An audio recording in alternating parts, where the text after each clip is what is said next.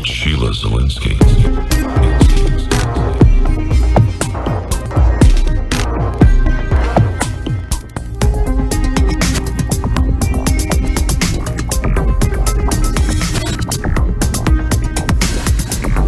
The Sheila Zilinsky Show, the only show to give you the truth behind the headlines, prophecy, and the deeper things of God. Now, here is your host, end-time watchwoman, Sheila Zilinsky. Hello, listeners, and welcome back to the Sheila Zilinsky Show. This is the first episode back in September. I was gone for the entire month of August, but now I am back on the air. It is September 8th, 2015, and it is so good to be back with you folks. We have an amazing week slated for you, the listener. It is my pleasure today to welcome two guests who really need no introduction. Steve Quayle from stevequayle.com and Timothy Alberino from the Alberino Analysis join me today to talk about True Legends, Episode 1, Technology, the Fallen, a full-length documentary which is now completed, which showcases the incredible journey of Timothy Alberino and the Gen 6 Productions film crew that went to the Altiplano of Peru and Bolivia on the shores of legendary Lake Titicaca in search of something. And they're going to talk about that. Steve, as you always say, in order to understand the fruit of evil, we need to understand the root of evil. Steve and Tim, welcome to the program. Steve, take it away. Well, thank you, Sheila. What an opportunity to be on. Obviously, we're excited about True Legends. Our first episode is already up on my website, and also people are commenting from all over the world. I'll let Tim deal with that, but I want to lay the groundwork why this is important. When we're facing a nuclear escalation that can turn on a dime, when we're facing everything that we're dealing with in the geopolitical and economic arena, the reason this is important is because history is about to repeat itself, but in the words of Jesus, in a different and a more intense manner than has ever been seen in the earth. I want to take everybody to Jeremiah 4:22 through 28, and this will set the stage for what we're going to talk about. God speaking through the prophet Jeremiah, "For my people is foolish. They have not known me. They are sotish children, and they have none understanding. They are wise to do evil, but to do good they have no knowledge." Now listen to this. This switches from Jeremiah seeing the world as God is revealing it to him. Now this is what we're going to talk about. "I beheld the earth, and lo, it was without form and void, and the heavens, and they had no light." Those words, without form and void, only appear in one other place, and that's in the beginning first couple verses of Genesis. So we've got an anomaly here that most people have probably never put together, and we're going to put it together real quick for people, Sheila, for your show today, so they can get it. "I beheld the mountains, and lo, they trembled, and all the hills moved lightly. I beheld, and lo, there was no man." That means no Adam. "And all the birds of the heavens were fled. I beheld, and lo, the fruitful place was a wilderness. And all the cities thereof were broken down at the presence of the Lord, and by his fierce anger. For thus hath the Lord said, the whole land shall be desolate. Yet will I not make a full end. For this shall the earth mourn, the heavens above be black, because I have spoken it.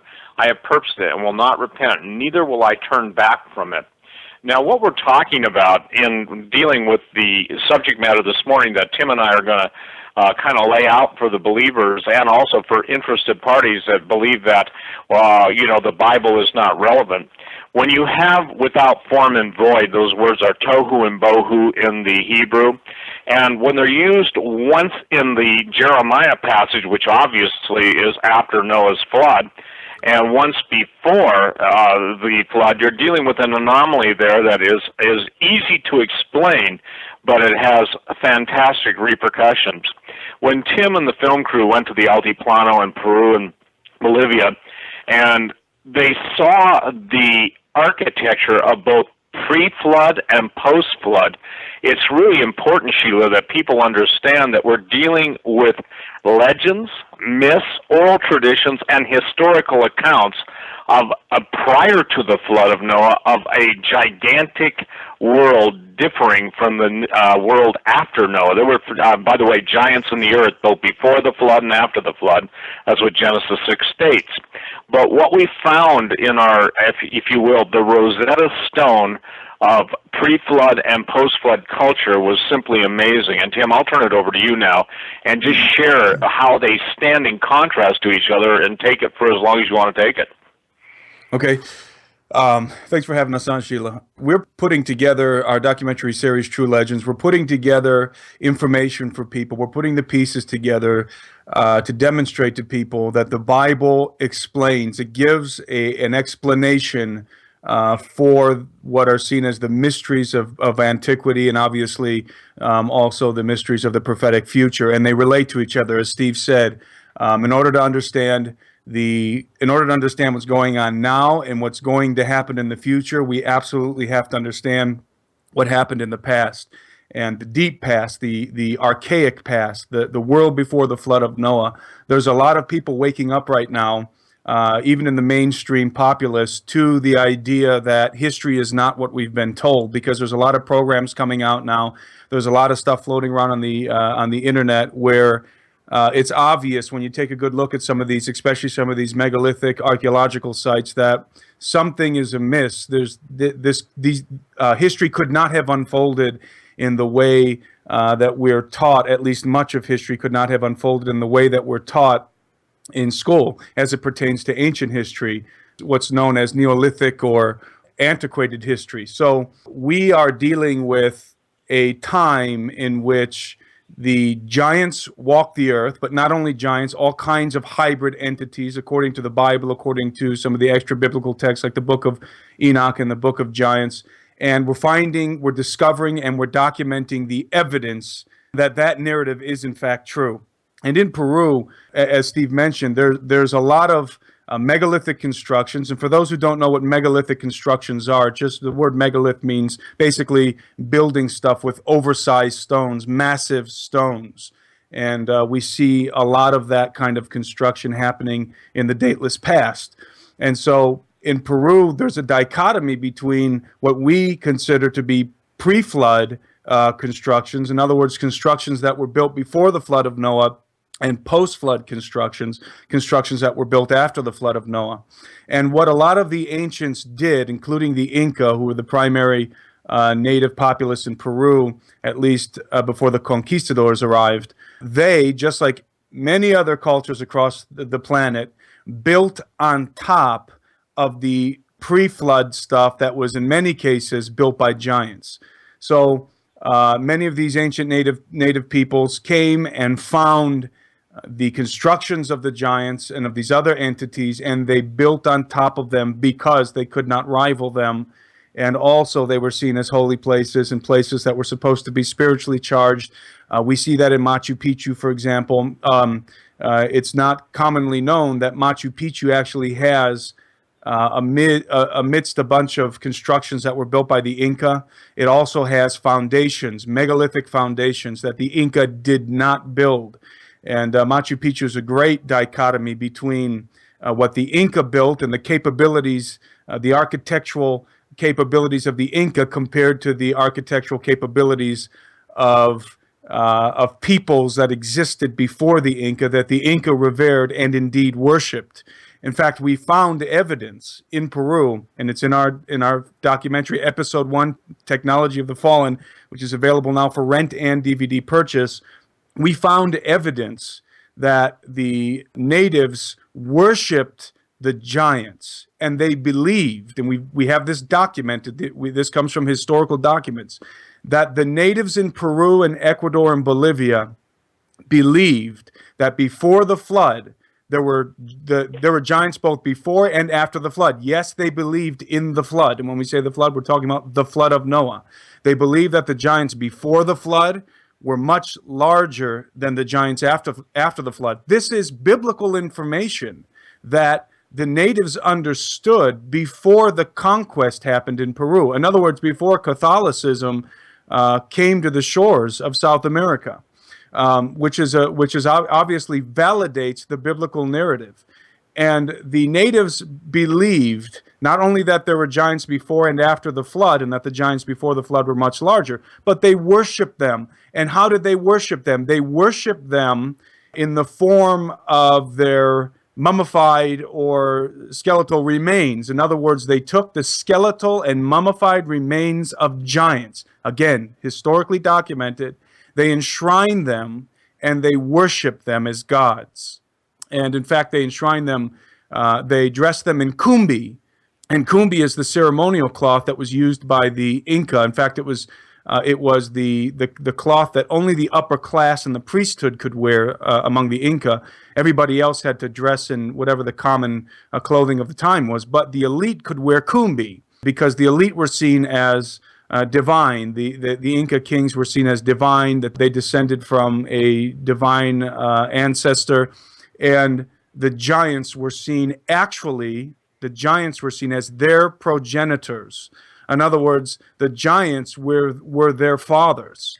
So they worshiped the giants as their divine progenitors. And we even found evidence that these giants, and when we say giants, we're talking about anywhere from 15 to 36 feet tall, documented in the documents, in the historic documents, which again are in our film. By the way, these documents, which we have in our film, these historic documents, come from the 15th and 16th centuries. They're the registers of both the conquistadors and the chroniclers that came with them and followed. And they deal with not only the traditions and the beliefs of the Inca in terms of giants and the pre-flood world, but they also deal, again, with the evidence. In other words, what the conquistadors themselves and the chroniclers themselves found and discovered in the land as it pertains to giants. And they found the bones of the giants. And we're not talking about mastodon bones. We're not talking about the bones of giant sloths. We're talking about skulls, human-like skulls that were so large that the conquistadors would stick their swords into the eye socket of the skull. And these were rapier swords, so anywhere between 35 and 42-inch long blades, would stick them through the eye socket of the skull, and the tip of the blade would barely pass through the skull and touch the backside of the interior of the cranium. So we're dealing with massive, massive giants and absolute proof of their existence. Well, I think it's what's really striking is the fact that when Solomon said there's nothing new under the sun, for that which has been will be, and that which is has already been, I don't think people understand or take it in the context of the words of Jesus. I want to go to Mark 13:19 through 22, because this is relevant. For in those days shall be affliction, such as was not from the beginning of the creation which God created unto this time, neither shall be. And except the Lord had shortened those days, no flesh should be saved. But for the elect's sake, whom he hath chosen, he has shortened the days. And if any man shall say to you, Lo, here is Christ, he is there, believe him not. For false Christs and false prophets shall arise and show signs and wonders to seduce, if it were possible, even the elect. Now, why is this critical that I would read that? Well, we know that the Pope is headed for the United States with some new revelation that I believe is right out of the book of Revelation. I believe that you're going to see the beginning of the false prophet absolutely making his annunciations. But concurrent with that, while Tim was both in Peru, Bolivia, and on their previous expedition to Sardinia, which will be incorporated in one of the next episodes, and let me just say this, Sheila, we fund these episodes by basically people downloading the Vimeo stream or buying the DVDs. And if we had the money that, and what I'm saying is that it seems like God is allowing people to get involved, and a specific husband and wife made this possible for us. And it was interesting because, you know, Tim and I were obviously doing the Alberino analysis together and doing stuff together. And the thing is that when we talked about the expeditions, we needed a miracle. And lo and behold, God raised up a couple that gave us the money in order to fund the expedition. We didn't ask for it. We didn't go out and, you know, beg for it. We did put up a thing on our website after that just saying, look, these things have cost us much money. So why am I saying this? I'm saying this because we appreciate the people that download these True Legend series, or go on the Alberino analysis, or buy my books. But here's the thing. We're doing this for a bigger position than our critics can even begin to imagine. The Septuagint talks about the giants coming again, the great army of God. And what is all transhumanism? And you and I have done shows together. Sheila, what is everything? It's building a bigger man. It's building a new man. It's building what Nietzsche called as Übermensch. It's what DARPA calls their super soldiers. And it is amazing that the special forces communities around the world, not just the United States, but the Russians, the Chinese, and everybody else, is always looking for ancient artifacts for technology and DNA. Don't you find that interesting? When people say, well, how can you prove that? It's simple. It's simple by the integration of the advanced technology we're now seeing. If you would have talked to somebody even in the 1950s about genetically reproducing humans, unless they were part of Operation Paperclip, the Nazis being brought to this country, and unless they had an intense knowledge of the supernatural world, most people couldn't even have conceived it. And so why this is critical is that we found something I think that we're going to be blowing people's minds worldwide with, and I'll just kind of briefly discuss it, and Tim can go into detail. Well, in the area of Tiwanaku, on the Altiplano, what was interesting, due to the works of David Flynn in his book, Temple at the Center of Time, David proposed before his untimely going home to be with Jesus, the fact that he believed that the geoglyphs, these are stone carvings straight into, sometimes from a vertical, not chiseled into the side of a mountain, chiseled down vertically into the ground, into the granite and into the bedrock, but of patterns and of sequences. When Tim started to investigate that, the Incan priesthood was given a language called Quipu, or actually not the language called Quipu, but the Quipu was like strings, like a necklace of different length and different colored strings. And they could do advanced mathematics, and they could record such amazing events on those strings. By the way, it's a very interesting parallel to the strands of DNA. Now, when Tim was editing the first episode of True Legends, he started to overlay the Quipu, Q-U-I-P-U-S, over some of the known patterns, the aerial Google Earth patterns for the geoglyphs. And what's interesting is the Incans claimed that they got their writing from the gods, obviously the people that we're talking about before the flood. The Incans believed that only their priest class could basically have this knowledge. And it's fascinating, too, when you deal with the Incans, the Aztecs, and the Mayans. One of the things they don't want to deal with is not only human sacrifice, but cannibalism. Not only did the fallen angels slash their offspring, the Rephaim, the giants, pass on their knowledge of stars and science, they also passed on their literal hunger for human flesh. Most people are now just astounded that Easter Island, the Moai, M-O-I, statues on Easter Island, which is obviously off the coast of South America, have basically been found to be huge, and in many cases 36 feet tall. I've maintained, I know that people have always said, ha, it's just the heads, that those statues were life-size representation.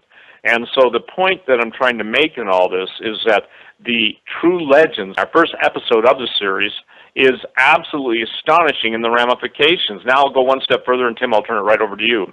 Imagine that what we're going to show people and have shown people in the geoglyphs, imagine that they're the equivalent, okay, of a printed circuit board. Imagine that printed circuit board is 3D. And imagine that the energy source that powers, and I'm not talking ancient aliens now, I'm talking fallen angel technology. There's a difference. That the power source on that printed circuit board, which the geoglyphs represent, which the Quipu, Q-U-I-P-U-S, recorded, is the entire history of the world before the flood and up until the time the flood destroyed the first insertion of fallen angels. In other words, the language of the fallen ones, the language of the damned. Go ahead, Tim. The geoglyphs that David discovered. By the way, he discovered these geoglyphs viewing them from satellite imagery right when that technology became available for public consumption in high resolution. So as soon as the high-res imagery came online, for some reason, and now Steve and I understand why, David was drawn to look over the Tiwanaku area. And if anybody knows anything about David Flynn, has read any of his books, that guy was a genius, especially when it came to mathematics and geography. He did all kind of measurements from the Temple of Jerusalem to different places on the earth, different locations, and showed how they connect. I mean, so the guy knew what he was looking at, and when he discovered these things, he wrote an article about them, and that was one of the reasons why we went to Peru, was to follow up on that work by David Flynn. But he referred to these things, the geoglyphs that Steve's talking about, as prehistoric geoglyphs, which he believed and insinuated were built by either giants or fallen angels, just as we believe. I find it very, very difficult to describe these things. I tried describing them the other day on the radio, and I realized that my description was very inadequate because it's very, very difficult to describe them. You've got to look at them, and they're in our documentary for those who are interested. We break it down. We show a ton of imagery of it in high res, and we put some contrast on it so you can really see them pop out. I always tell people about this. If you're not astounded when you look at these geoglyphs, and there's not much out there that's going to convince you of anything or amaze you, because these things are absolutely amazing. And the geoglyphs are strange configurations of interlocking rectangular and circular cells that are comprised of raised mounds and lines that form a continuous circuit-like grid. And when you look down on these things, as Steve was explaining, it looks like you have a circuit of some kind imprinted on the surface of the earth, like a computer circuit board. Some of the lines are actually carved into the various stratums of the earth at different depths, and that creates a multicolored array of lines and shapes. And these things extend for over 100 miles from the shores of Lake Titicaca south into the Bolivian desert. And are obviously only viewable from high up in the air, and which indicates that they. And by the way, there are a lot of terraces in the area. Some pre-flood race terraced almost all of the mountains in this area where you find these geoglyphs, but the issue here is, number one, we know for a fact, because we talked to some of the archaeologists and some of the other people in Peru, some professionals, university-level professionals, who confirmed to us without a shadow of a doubt that the terracing was not done by the Inca or any civilization around the time in what we consider to be modern history, from the 1100s up. It was done by a pre-flood civilization. That is for sure. That's something we confirm with the university professionals in Peru at the University of Puno. And so somebody was terracing. Wasn't the Incas, but it was somebody else was terracing. But there is a stark difference between the terracing, which you can also see from the satellite imagery. You can see the terracing. There's a stark difference between terracing, which would have been done for farming purposes, and the geoglyphs. Steve mentioned the vertical lines. You don't use vertical lines for terracing. And again, some of these lines are actually carved into the bedrock. And so we're dealing with what we believe is actually an ancient, archaic language imprinted in the ground, has nothing to do with farming, although there is terracing there. And I'm glad there's terracing there, and you can actually see it again from the satellite imagery, because you can see the difference. The terracing is just looks like little horizontal lines. But then these things, in fact, it gives you a sense of the size and scope of these things, because the geoglyphs are massive, absolutely massive, literally covering the entire sides of mountains. And people have to understand that the Altiplano, 12 to 13,000 feet above sea level, and the mountains that are there are even higher.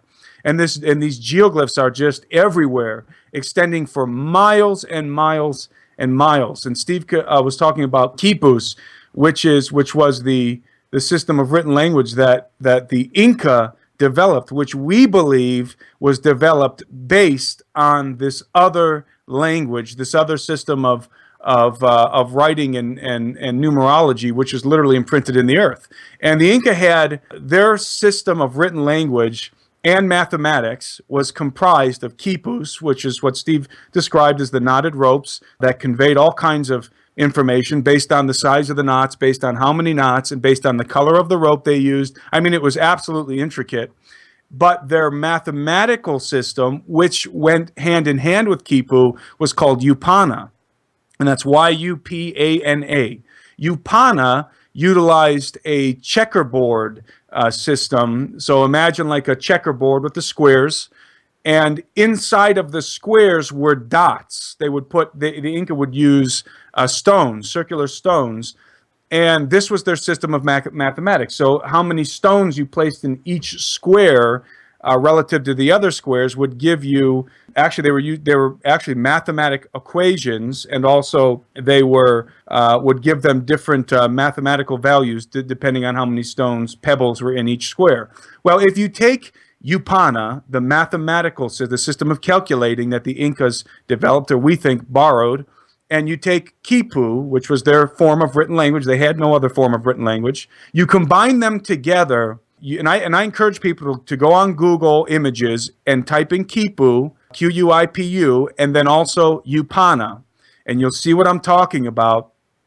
If you combine those two things together, and you then watch our documentary film, and you look at what is imprinted on the surface of the earth all throughout the Altiplano, I mean, it is undeniable that we're dealing with a similar system of communication that was incorporated into these geoglyphs, and that was then borrowed and incorporated into quipu and Yupana by the Inca. So the implications here are massive. I mean, and these are the implications that David Flynn was drawing out these implications when he was looking at these geoglyphs, that this is a system of communication that was either built by giants or constructed by fallen angels, and it absolutely blows my mind. It is mind-blowing, some of the geoglyphs that we show. In fact, I've never seen anybody really deal with the geoglyphs like we do in our documentary, and I know that some of the geoglyphs that we show in our documentary nobody has ever seen. Because I looked at these things for 2 days and really scrutinized the surface of the earth there in Peru and Bolivia, and discovered some geoglyphs that I had never seen written about or published anywhere. And again, David Flynn was the first one to discover this stuff. And that was only a handful of years ago. Well, Tim, essentially, I mean, you could say these geoglyphs are like a language really inscribed on the earth. Now, whether it's geoglyphs, megalithic mysteries, records of giants, or stargates, all this activity, there really seems, Steve and Tim, to be, though, a deliberate conspiracy to conceal the origins of this. Well, absolutely. And Tim, I don't know if you saw this, Sheila, this just happened, but the Peruvians now are protesting the introduction of 3,200 new U.S. troops into their country. Did either one of you see that story? I didn't see that. Yeah, well, here's the thing. Let me deal with the whole cover-up. And for the record, that Smithsonian article covering up the giants, that's a satire site. That's not a true site. Basically, what they try and do, the propaganda control ministers of lies have tried everything they can to try and dissuade people from even going down this train. It's time, Sheila, for the truth to come out. Because, again, the reason why this is covered up is, first and foremost, here's the thing Christians got to understand. The reason Christianity has become so emasculated, so impotent, so trodden under the foot of man, where we were the salt of the earth and the light of the world, now basically a flicker or maybe just a definition of salt, the history that the Illuminists, the Globalists, the Satanists, those who control the history, they do not want any reference reference back to the God of the Old Testament, the Father of our Lord Jesus Christ. They don't want to even acknowledge he exists. That's why when the word I just read in Mark says many will come, claiming I am Christ. You and I have talked about this, Sheila, on your show, and I stand by this statement. Christ is not Jesus' name. And then there are the people that believe that, that Yeshua is his name. Look, if you're a Hebrew, that makes you feel good. But the scripture is very specific in how many times the name Jesus is used, and it's Jesus who is the Messiah. So many are going to claim that Christ this, Christ that, but isn't it fascinating that in the world of the occult, in the world of the damned, the darlings of the damned, there's one name they hate more. They don't care about the word Christ. They do care about the name Jesus. Now, why am I saying that? As it relates to your question to me, Sheila, and what we're talking about today, because I maintain, Tim, until I find out, and I'll do my best to find out by the grace of God in prayer first, and then believing that those who know, the point is that if they're sending 3,200 troops to Peru, something has either been found or they don't want what has been found released. Or, and I'll say this with no definition, when we start talking about this stuff, they'll do whatever they can to cover it up, to destroy the evidence, to do everything they can to keep the truth. But see, this is where Jesus is absolutely going to blow the lid on these guys. For he said there's nothing that's been hidden that won't be made known. There's nothing that's been concealed. So Sheila, I hope I'm being clear enough. If I'm not, help me to restate it. The reason why the giants, the reason why the post-flood civilization, the reason why, and by the way, Jeremiah's flood is totally different than Noah's flood. The earth has been destroyed 2 times by flood, not just by once. It won't be destroyed by a flood again, but by fire. That's the promise of the rainbow. But even as the rainbow has been taken to be an assault image against God, who created the boundaries of biblical marriage, the point being is that we're seeing now the very tip of the iceberg of what's going to break. What you just said, Sheila, let me make it even more specific. The language, once it's understood, and only God can give the revelations. Look, if Harvard can't do it, if MIT can't do it, what makes Tim and I think we can do it? Nothing, except only God can reveal it, okay? Or that someone's going to break ranks, and it's fair to assume that it's already been deciphered, and they're going by the playbook. So the fallen angels obviously knew that their day would come again on the earth to be released. Now, there are 200 fallen angels. Some of them are held in everlasting chains of darkness.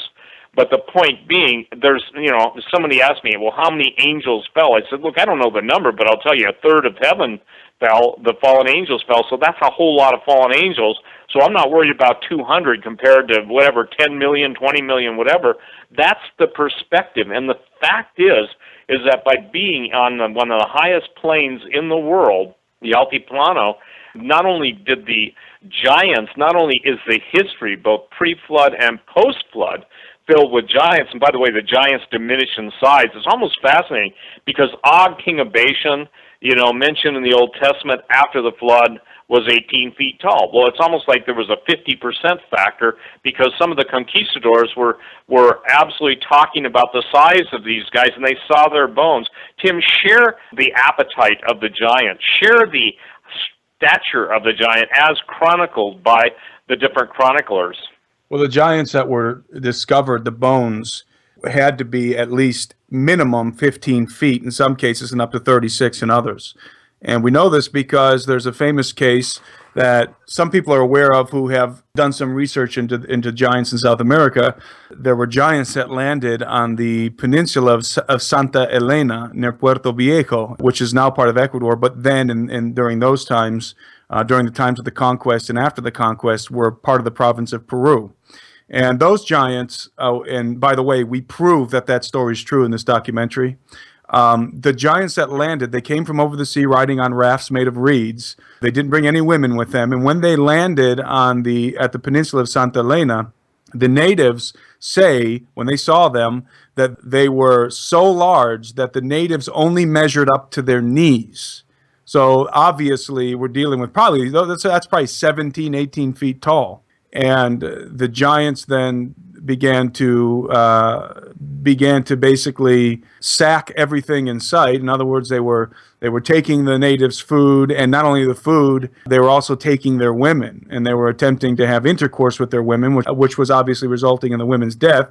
And the natives were infuriated, but they couldn't do anything about it because obviously 18-foot giants, I mean, you'd have to have thousands and thousands of natives to contend with those guys. So when we say giants, we're not dealing with what do you call it, Steve? Gigantism, the hormonal Right. disorder, and Yeah, we're not dealing with any form of a genetic pituitary disorder.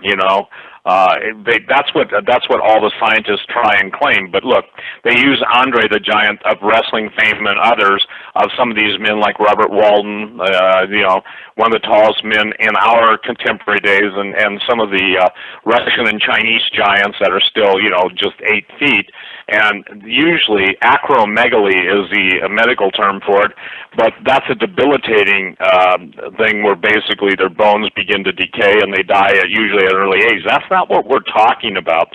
We're not just talking about tall either, Sheila. We're talking about massive and broad. The exploits recorded and the strength of these guys was literally otherworldly. And here's the other thing we've got to deal with, Tim. A lot of people will try and come up with a argument against real giants based on gravity. Well, obviously the gravity changed. If you're going to have Tyrannosaurus rex, Brontosaurus, you're going to have all of the dinosaurs and this massive Brontosaurus, then they couldn't, by the same mathematical formula, have existed. So something changed after the flood, and that's why the giants became smaller after the flood. But now, as mankind is messing with the fabric of creation, electrogravitics means you offset the pressure of gravity by using electrical forces. And Tim, the other thing that I want to get across is that, when people use that claim, they don't take into account the supernatural.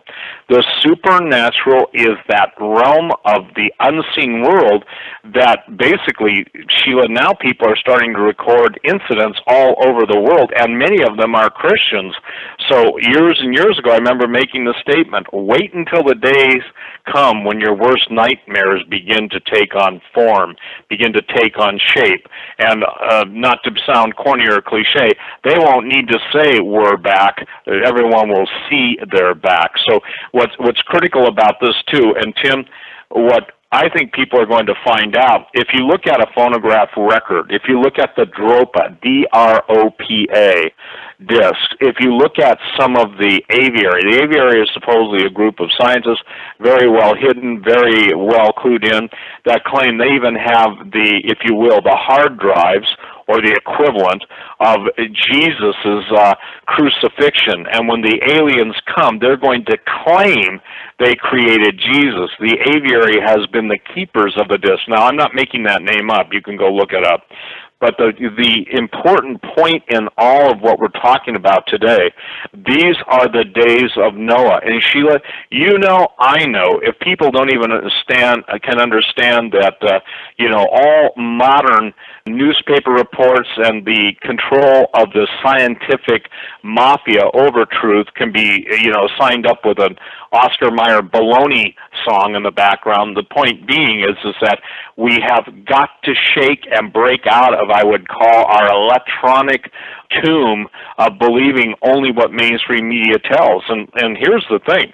Even in the climate study, the giants lived in a different environment. I've had multiple, people from the intelligence community and military tell me that the whole point in geoengineering is to create, and here it is, pre-Noah type weather that once inhabited. The giants, in other words, need another atmosphere. Guess what? They may have their atmosphere, but it's becoming more and more deadly to us. So, Tim, share with people how they can get this, because we've made it available in a couple different ways, will you? Yes. This documentary, episode 1 of the True Legends documentary series, which is called, episode 1 is called Technology of the Fallen, is available both in DVD format and also for rent. And you can go to truelegendstheseries.com or stevequayle.com, and you'll find the links for both of those. It's for rent on Vimeo. And we have it's a 48-hour rental. It's a HD stream for 48 hours, and you can access that on Vimeo. Again, you can go to stevequayle.com or truelegendstheseries.com to get the link, or you can go straight to Vimeo and type in Technology of the Fallen. It's under the on-demand section on Vimeo. And what's really exciting about making it available for rent on Vimeo is that we've already got people from 31 different countries that have viewed this documentary. So obviously our desire, our goal is to wake people up to the reality of the pre-flood world, but also in context of the prophetic future and the biblical narrative. And so we're really excited that we've got people from 31 countries that have already viewed this. Again, truelegendstheseries.com. The links are there to buy both the DVD physical version and to rent the HD streaming version on Vimeo. Well, and I think one has to remember this because people often say, well, what does giants and what does all this have to do with anything? And I think, Steve and Tim, people have to understand the importance of all this. We've arrived at the time spoken about by Jesus Christ as it was in the days of Noah, so shall it be. The flood came, would you agree, Tim? Because this whole earth really had degenerated into a zoo, a morphology of terror, corruption, debauchery, and perversion. And that's really where we are at today, isn't it? Absolutely. And Steve mentioned the desire of we'll just call them the Luciferian elite, to re-engineer the earth, both physically and in societal terms, to re-engineer the earth to make it as it was in the days of Noah. So for all those out there who discredit those of us who use that Bible verse to prove that what once was is coming full circle, in other words, just as Steve says, they're coming back, and the reality of the pre-flood world is about to become the reality again on this earth. I've got a book here that I've been reading called False Dawn, written by Lee Penn. It's a fantastic book that really outlines the religion of the Luciferian elite. And many people are familiar with Ellis Bailey. Ellis Bailey, of course, founded the Lucis Trust, which is a Luciferian organization, without a doubt, a Luciferian organization. And she was, of course, a famous occultist. She wrote the 24 volumes of the occult, in fact. Yep, and really was the one who popularized the whole New Age movement in the United States. She was an acolyte of H.P. Blavatsky, who was pretty much the mother of occultism here in the modern era in the United States. And Lee Penn says in his book here, I'm going to read this quote.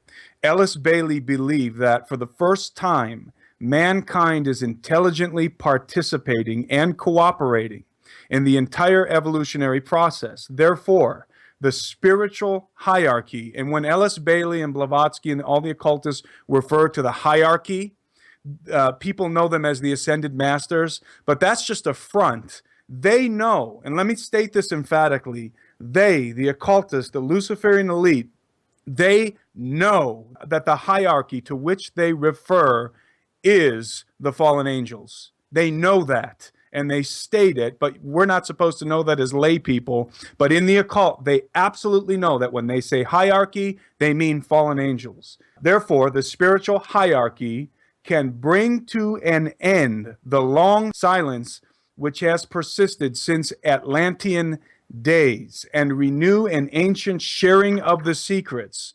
Thus, in the immediate future, the masters, or fallen angels, will walk openly among men.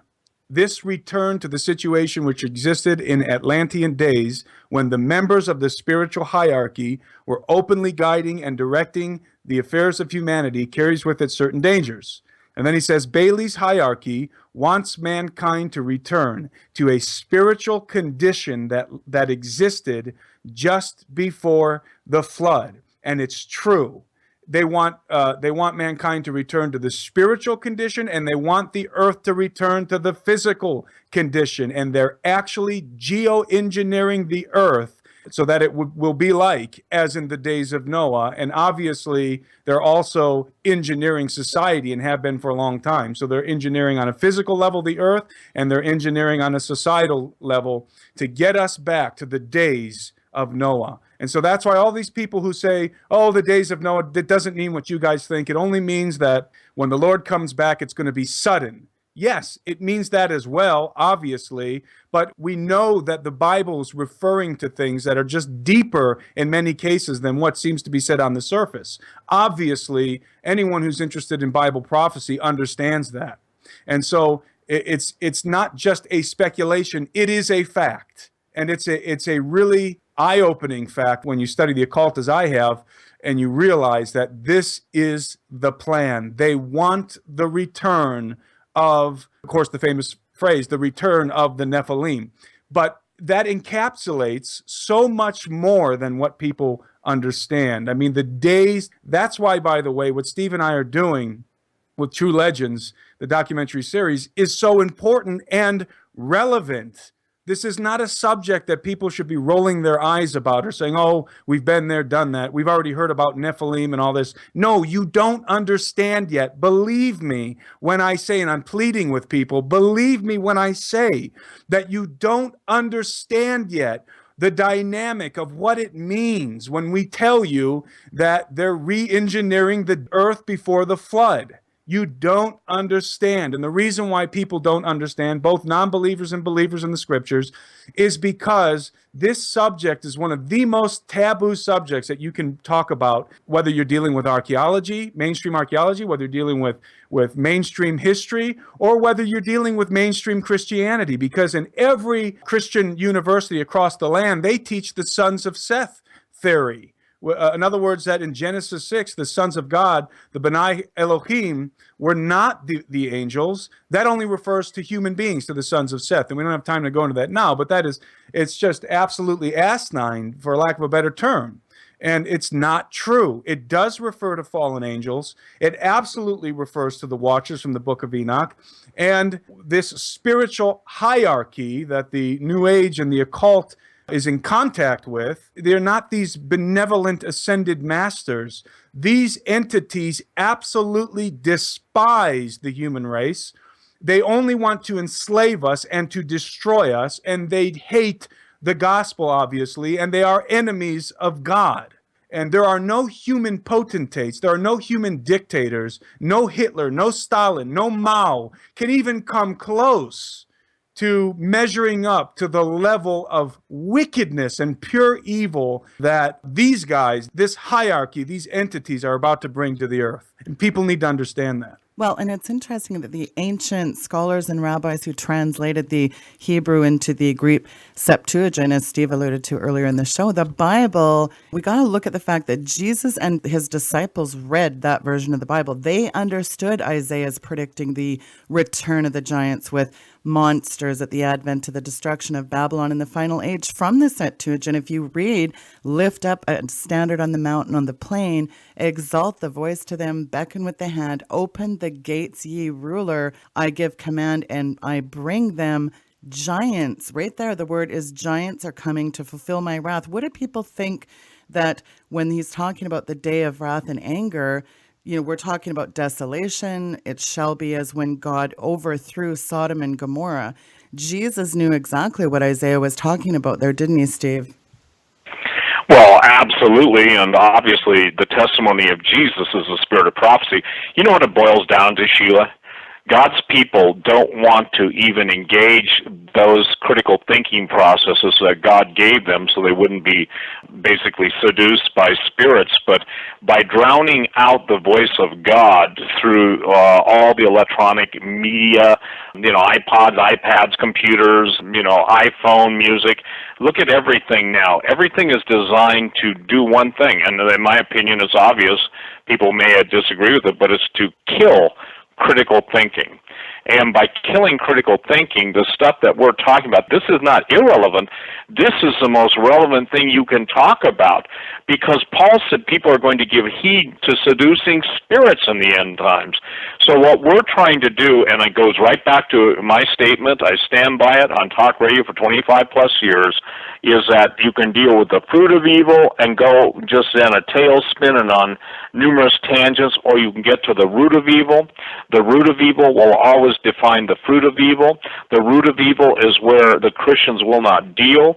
They can argue with the sons of Seth, but look, everything after its own likeness and kind. You didn't have any of the patriarchs intermarrying or producing giants. No, the human seed has always been defined by the parameters of the creator of the universe, the living God, who defined it. But because of the image and likeness, now this is it, this is critical, because the Illuminati hate the image and likeness of God, because they are haters of humanity, because they absolutely shake their fist in rage at the God of love, saying, we will not have this man Jesus rule over us, that's the second Psalm, they'll do everything within their demonic rage, their financial power, and all of their cohesive efforts from hell itself to destroy the image of man. Because as long as there's the last man standing, Sheila, as long as there's the last woman standing, there's still a testimony that God, in his brilliance, in his love, in his compassion, his mercy, and in his godhood, can do what he says he will do. So the challenge against him is to not only destroy the name of Jesus, which I believe the churches are the ones responsible for that. You know, I look at the history, I've studied the great revivals, and I've shared this on the radio on your show. Those of us who came out of the 60s, I came out of the Jesus movement 69 through 72, and those of us who were saved and filled with the Holy Ghost and had, I would say, transformative experiences with the power of God, well, there was something different. And what God's people need now more than anything is that type of an experience and an encounter. So getting back to, I had a question from a gentleman. He said, so what do you guys hope to do? Well, it's simple. And we don't hope to do it. We've already been commanded to do it. You follow me? If this were human effort, believe me, there's a lot of stuff that Tim can do and I can do. But the point being is that we're following in the path that the Lord has laid before us. We're asking people that understand the relevance. And based on the 31 nations, I think the last time I checked on the amount of countries that have bought my book, Genesis 6, giants is the most amazing topic in the world because every legend deals with it. Japan is completely now taken over by giants in their anime Attack on Titan, so much so now that they're making a movie, a major movie. Isn't it amazing? If the Christians won't get it, if the Christians won't speak out, they're still arguing over 6,000 years creation, which, by the way, both Tim and I believe in a 6,000-year creation of God creating man in his image and likeness. But prior to that, that's what we're talking about Jeremiah chapter 4. There were civilizations. They were not human beings in the image and likeness of God. All the ancient civilizations, all the knowledge that those possess, this is what the Illuminati seeks to not only uncover and control, but to utilize for their coming deception. So, again, I would tell you this, based on, Tim, do you have a couple of the comments that you could read on the air? It's one thing to think that, here's what we want to do with the DVD, but here's what people are seeing and saying. What were some of the most striking ones? I think it's important, Tim, to read that because, people say, they're just blowing their own horn. No, that's not what we're doing. Well, we're getting a ton of comments, almost all positive. And people are thanking us for putting this information out there. Actually, I even had one guy, after watching our documentary, commented that before he had watched our documentary, he was buying in wholesale to the ancient astronaut stuff. In other words, the ancient aliens programming. And he believed it until he watched our documentary.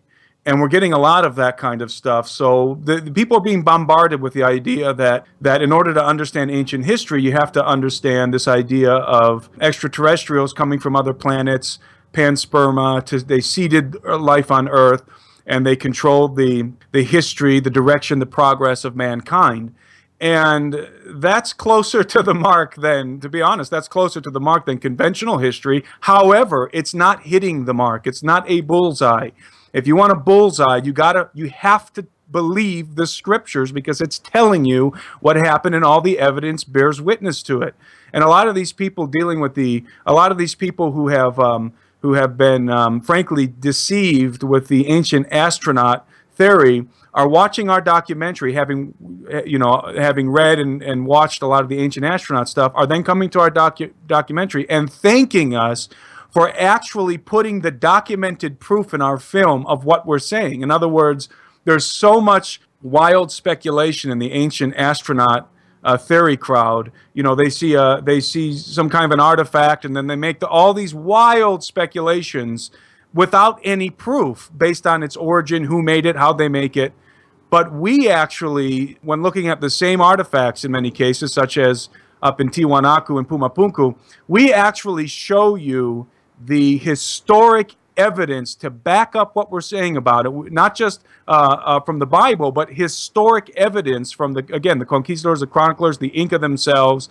And we give you a better understanding based on historical fact and based on what's actually there, not just a bunch of fancy bells and whistles and a hyped up presentation without any concrete evidence. And people are really grateful for that kind of an approach and presentation. Well, Steve and Tim, again, amazing job in the first episode of True Legends, the series. Incredible work. We are so looking forward to the other episodes. Thank you so much for your time, gentlemen, and coming on the program today. Folks, True Legends, the series.com. Bookmark that. Steve and Tim, thank you so much. Thank you, Sheila. Folks, that was the amazing Timothy Alberino and Steve Quayle, stevequayle.com, and True Legends, the series.com. Do bookmark those sites. It is so fantastic to be back with you after a month of not being on the air. I want to encourage people, if you have not picked up a copy of Green Gospel, do so by visiting greengospel.ca. And for those who have purchased the book, I am asking, please go to amazon.com, type in Green Gospel. Also, the Amazon link is there at greengospel.ca. If you click on that, please do fill out a review. I really appreciate that. And don't forget, sign up for my YouTube channel. All my social media buttons are at weekendvigilante.com, and my podcast by going to weekendvigilante.com. You'll see the Podomatic pink button on the right-hand side. Click on that, and you can follow my podcast, and you'll get all the latest updates and archive shows as soon as they become available. We have a fantastic week, folks. Tomorrow we have Coach Dave Daubemeyer weighs in on the Kim Davis situation. He just got back from a rally in Kentucky, and he's got some incredible information to share. It is going to be a fantastic program tomorrow, so do tune in. One small thing, if you go to the website, weekendvigilante.com, there is a ticker up in the top that tells you each guest of that day. And also, something exciting, I'm going to have an app, and it's going to be out this Friday. So all you iPhone, iPad users, there will be an app out this Friday. It's supposed to be available, and I will give you more details on that. And finally, I do want to thank everyone who really stepped up and sewed into this ministry over the month of August. This program is 100% listener funded. It's not funded by any sponsors. Oftentimes, sponsors come with certain political views, and I've decided for it to be uncensored. And so therefore, again, it is 100% listener financed. And we are excited to be back on the air this month, but we're also really counting it a privilege to carry the vision of the Lord forward. And we want to see this ministry continue to flourish in the future. We're excited about the days and months ahead, and we are in for a ride, folks. There is so much going on, and we want to be paying full attention to what is happening